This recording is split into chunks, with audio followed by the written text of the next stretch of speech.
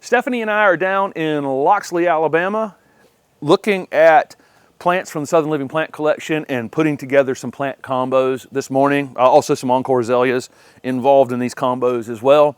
Stephany is great at looking at the plants, looking at texture differences, color differences in the foliage and that kind of thing, and putting things together. And so I think this is one of the hardest things we all deal with, is you're looking at plants and you like something and you're trying to figure out what might go with it.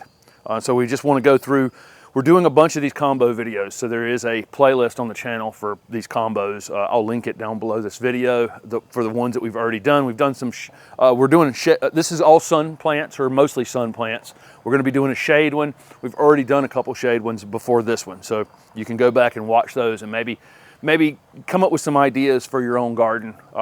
So we're going to jump right in. This combo right here I really, really like. So these are 3 plant combos, and then we've got a couple other things that we can make suggestions to, switch out. The front plant in this combo, this is an Encore Azalea called Autumn Moonstruck, and this is the newest addition to the Encore Azalea line. It is a variegated Encore Azalea. White flowering.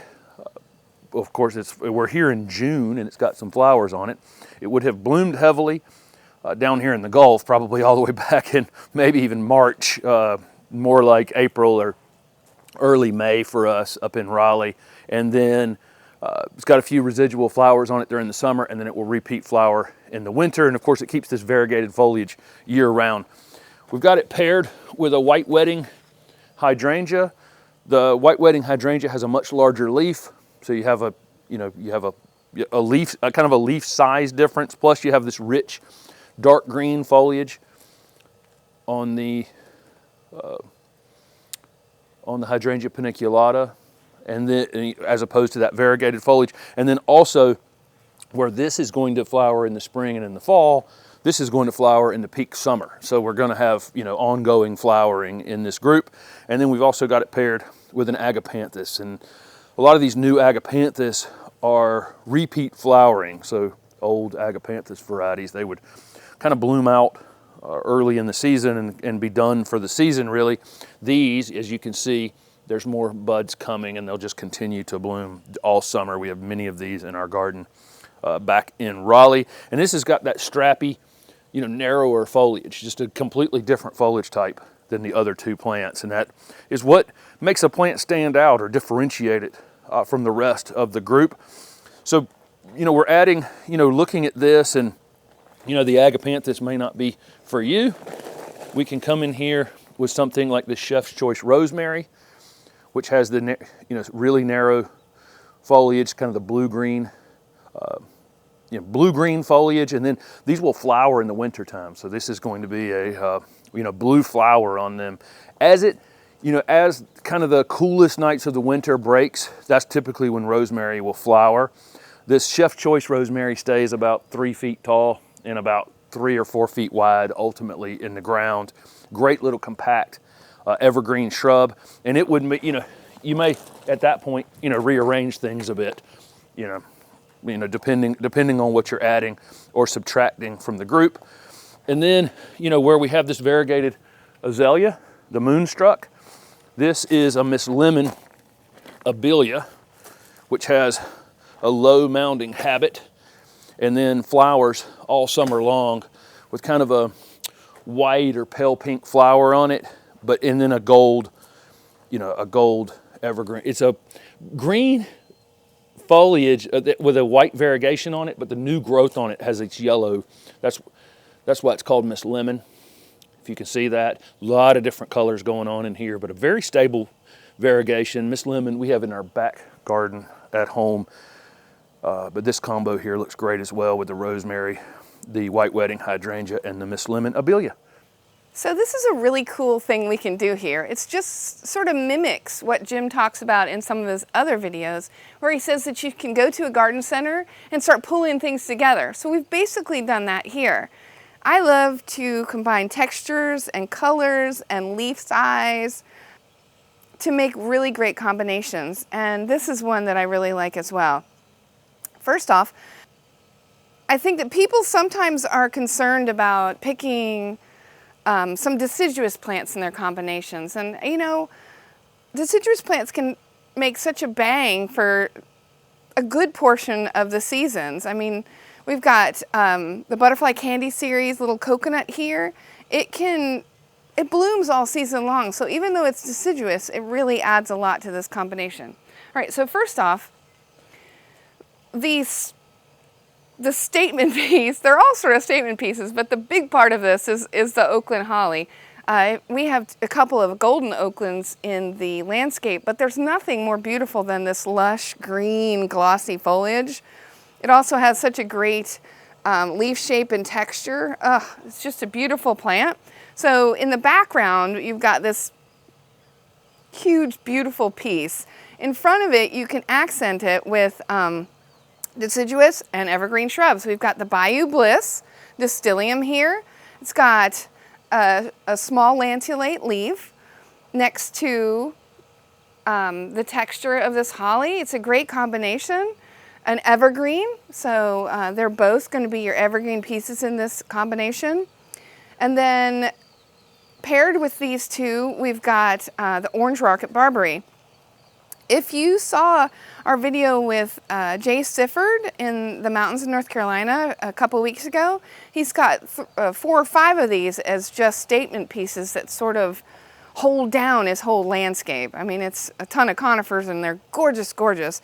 But these Orange Rocket Barberries just light up a landscape. So it's a great accent in this combination.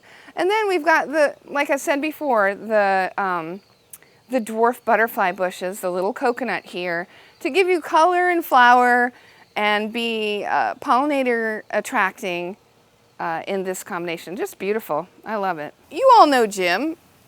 There's no better combination than something that has a chartreuse plant in it. So we've combined here the Sunshine Ligustrum with the other two to give it a pop of gold or chartreuse in the combination.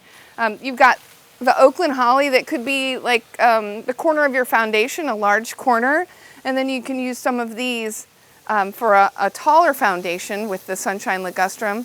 And in front of that, the Bayou Bliss and the Candy Series white butterfly bush. You can always mix in a little more color. You've got this grape. This one was the little coconut. There's the little grape, will give you a deciduous purple bloom in there. Just a beautiful combination.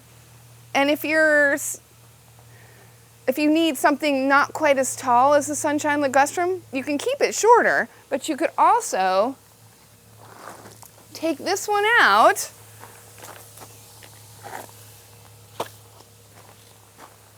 and pop in a shorter growing touch of gold. So you've got a mounding shrub in the touch of gold. If you need that in your foundation, it's a beautiful combination as well.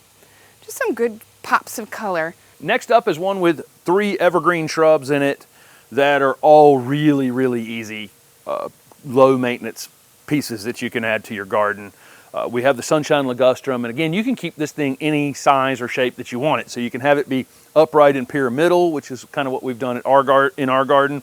You can keep them as little round balls. I see people, literally anything goes with this plant. It's boxwood-like. You know, it even has a boxwood size foliage on it. So, you know, anytime that thing's actively growing, it's that gold. The Indian Hawthorn right here, this is Clean Sweep Snowbank, which is a new Indian Hawthorn series with really, really incredibly clean foliage, disease resistant. We have one of these in the garden at the house, and it looks amazing.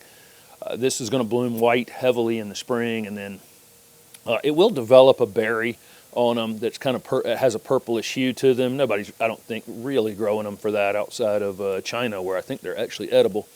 And then perfect little green mounds. And again, you can keep this 2 feet or less if you wanted to, up to about 3 feet in height, maybe 3 to 4 feet in width.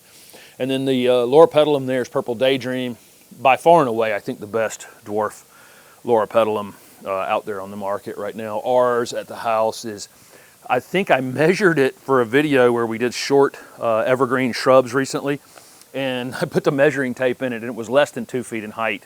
and it's been in the ground for nearly 3 years, and it's about 3 to 4 feet in width, and we really haven't pruned on that one at all. It just says every limb comes up and then branches out. It has a pink frilly flower on it that's almost red. I mean, I almost described the flower on Purple Daydream as red. Great plant. This is going to bloom in the spring, and then you'll have some residual flowers in the fall as well. So within this combo, I'm going to keep the Purple Daydream, and I'm going to keep the Sunshine Ligustrum. And let's pull this Indian Hawthorn out and put this Autumn Lilac Encore Azalea, which is one of my absolute favorite Encore Azaleas. And look how great the pink, that pinkish lavender flower looks with that Loropetalum. It just looks great. These are going to spring flower and then fall flower. When our Autumn Lilac comes into bloom in the garden, it is solid flowers. Really great compact habit on Autumn Lilac.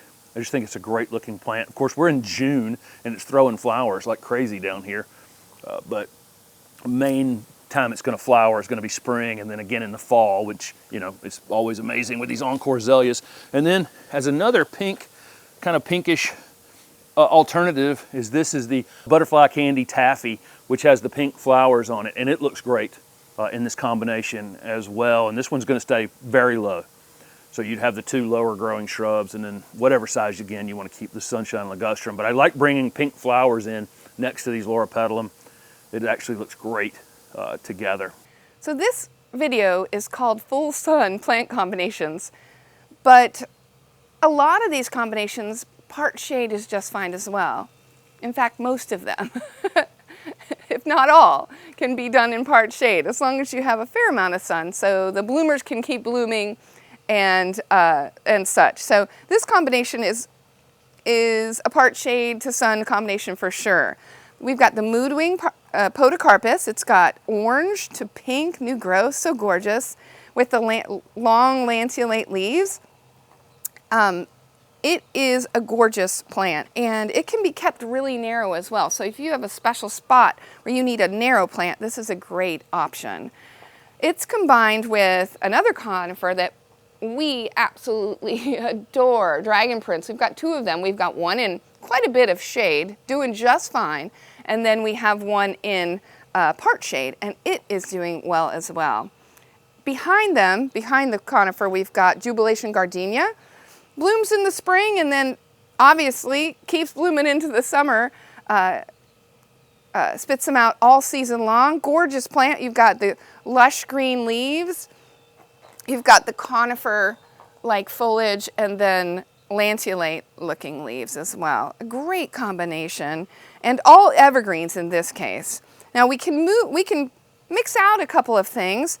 We can put in the clean sweep snowbank in with this combination. Great option to add sort of almost a round leaf. That contrast is just gorgeous. You can see it. Just a great combination and a great contrast. But you could also actually take out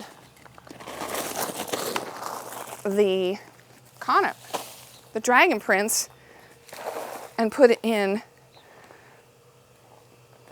the Gardenia instead. And I will say one thing about the Clean Sweep Snowbank is that it is salt tolerant. So for us, Griffin is not a worry with this. Griffin the dog is not a worry with this plant. They are very salt tolerant, which is an awesome thing. Right, so another thing that I can do with this, we have a couple variegated Oakland hollies. Now I love that green Oakland holly, but I also love this variegated. What a pop of color in here. Good combination. You got the golds and greens of this plant as an anchor or a corner foundation, and then you've got the other two plants with a contrast in texture and leaf shape and color. And then obviously we can mix in the Dragon Prince. Again, you've got something flowering and you've got great evergreens as well. And like I said before, a great option would be to mix in a couple blooming things for all season color. What a great combination. We've got, I believe that's the Butterfly Candy Little Lavender. Beautiful. This is the main reason for going somewhere and moving things around for a little while, because sometimes something just lands next to something else and it really just works and you may never have even thought of it. This cast in bronze Distylium, which has all of this kind of a burgundy, I don't even know how to describe that color. It's almost got a little bit of a pinkish hue to it in the new growth. We have one of these in the garden at the house. It's a Distylium that'll be more like 3 feet tall and about as wide as you want to let it get. So it's not as small as Bayou Bliss, but it's small compared to a lot of other Distylium. Great new growth on it, but it looks so good next to this fire chief. And here we are in the middle of summer, and that fire chief is showing off that kind of orangey color that it has this time of year. As fall comes on, this will take on more of a red hue, and then this will just settle into green because it won't be growing, because it's the new growth that has the color on it. So in the winter, you're looking at this being a really nice shiny green, and this being more almost a fire engine red, not quite that red, but very, very red. And then we'll back that up with just something that's got an evergreen shiny leaf to it with a different leaf shape, and this is Diamond Spire Gardenia. This thing, not only has it got the craziest habit, this upright narrow habit, and I've talked about this a lot, there's no other gardenia like this, it also blooms like crazy. So it bloomed heavily back, for us it would have bloomed in Raleigh, North Carolina. It's going to bloom in May. It's probably going to bloom at least a month earlier down here on the Gulf Coast where we're filming. And here we are in June. It's put on another flush of growth and it's absolutely loaded with flower buds. So this one will just keep on flowering. In fact, there's not a Diamond Spire Gardenia on this nursery that doesn't have flowers on it here in the middle of June. So incredibly impressed with the remontant nature, the reblooming nature of this plant. And of course that habit is just super unique. If you need something bigger than Diamond Spire, because Diamond Spire will get somewhere, you could probably keep it in the 5-foot range, something like that, maybe as tall as 6 ultimately, but it has this upright narrow habit. You can go back to the Oakland holly. If you have a corner of a foundation, you need something really tall, Christmas tree-like, the Oakland holly's fantastic, and then these two are going to stay more in that 3-foot range, something like that. Ultimately, maybe 3 to 4 feet on both of those, but I love that color combination. I think it's great, and again, like, as Steph said, you can go in here and throw in some sort of smaller growing flowering thing that will flower during the summertime months, to give you an additional pop of color, something that may go to sleep in the wintertime. So there you go. There are some sun combination or part shade combinations from the Southern Living Plant Collection, and threw in a couple Encore Azaleas and the Butterfly Candy series as well. And I think all of these look great. And this is one thing I can't reiterate enough, is to find something you like. You can pick it up, put it on a cart, and then go around the garden center and just examine it next to other things and think about how it would look together. Also think about seasonal color change, because that's important. I look at this and it looks great now, okay, together, but as this changes to red, how is that going to affect the grouping? In this particular grouping, this is just going to be green. Perfect, no big deal. This is going to stay green through the winter as well, and it's not going to have any impact. Some things will change color and might throw off your throw off your combo in the future. But there you go. Thank you guys very much for watching. This is the sun version. We're going to have a shade version with some Southern Living Plant Collection pieces coming soon. Thanks for watching.